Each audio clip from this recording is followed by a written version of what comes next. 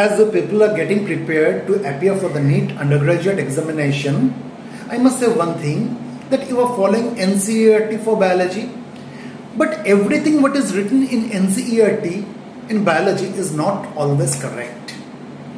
I am giving you an example. In NCERT you will find that it is written that hormones are also secreted by some tissues which are not endocrine glands. They have cited two examples to support their statement.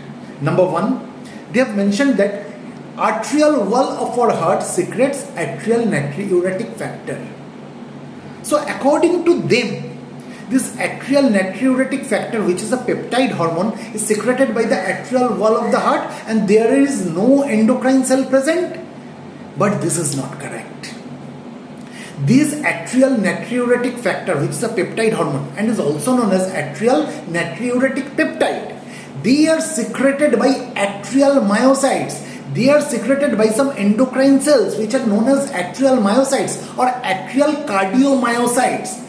These cells, these atrial myocytes or these atrial cardiomyocytes, these are the cells of the atrial wall which secretes atrial natriuretic factor. And these cells, that is atrial myocytes or you can say atrial cardiomyocytes, they are actually endocrine cells because they don't have any duct and they release the hormone, that is they release atrial natriuretic factor directly into the blood. So what I've said is absolutely contradicting the statement as per NCERT. They have cited another example. According to them, the juxtaglomerular cells of kidney produces a peptide hormone which is known as erythropoietin. First of all, erythropoietin is not produced by juxtaglomerular cells of kidney. This is absolutely wrong. Erythropoietin are a type of peptide hormone which are produced by the specialized renal interstitial fibroblast-like cells, which are also known as peritubular interstitial cells, which are present in the renal cortex and outer medulla. These renal interstitial fibroblast-like cells are endocrine cells because they synthesize and release the hormone erythropoietin directly into the blood and not through a duct.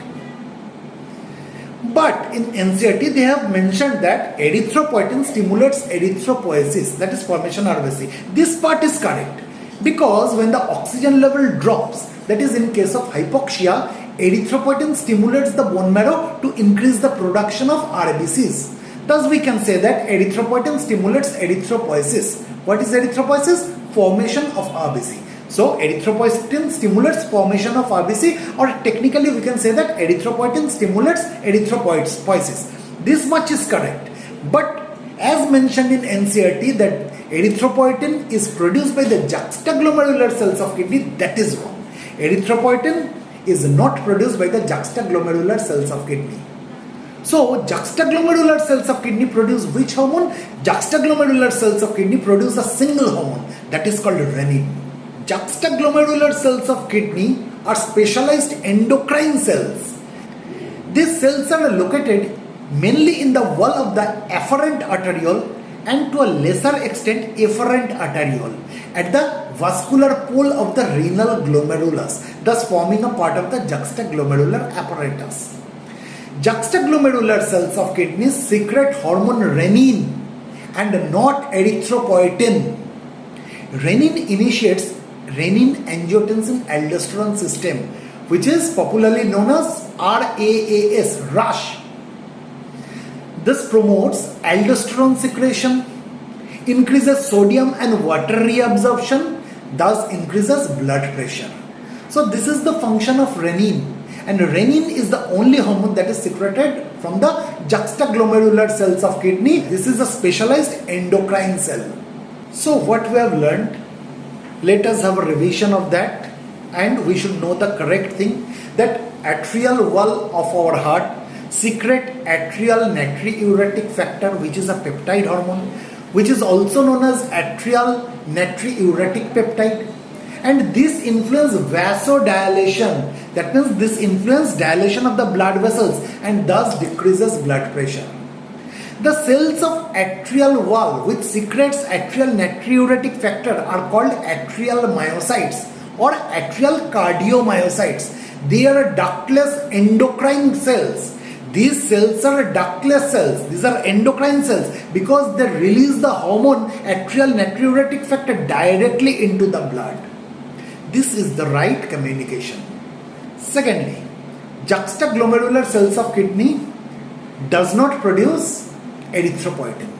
Erythropoietin are a type of peptide hormone which are produced by specialized renal interstitial fibroblast-like cells, which are also known as peritubular interstitial cells, which are present in the renal cortex and outer medulla. These renal interstitial fibroblast-like cells are endocrine cells because they synthesize and release erythropoietin directly into the bloodstream and not through a duct. Now, what is the function of erythropoietin? When oxygen level drops, that is in case of hypoxia, erythropoietin stimulates bone marrow to increase the production of RBC. Thus, we can say that erythropoietin stimulates erythropoiesis.